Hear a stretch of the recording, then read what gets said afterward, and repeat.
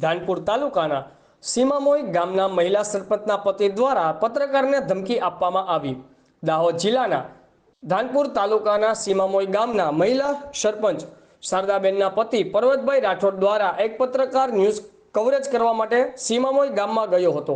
તે સમયે રસ્તામાં ગાળો બોલી ધમકી આપવામાં આવી હતી અને આજરોજ મહિલા સરપંચ શારદાબેનના પતિ પર્વતભાઈ રાઠોડ દ્વારા માફી માંગવામાં આવી હતી।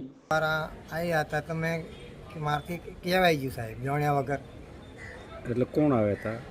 પત્રકાર આવ્યા હતા, પત્રકારની જાણ બહાર મને ખબર નથી, મને કોઈ પત્તો નહોતો એટલે મેં કે મારથી બોલાઈ ગયું। તો એમને તમે જે પત્રકારોને માફી પત્રક લખ્યો હતો? આજથી માફી પત્ર લખ્યાલું છે। શું નામ છે આખું તમારું? રાઠોડ પર્વતભાઈ મોહનભાઈ, તાલુકો ધાનપુર, જિલ્લો દાહોદ।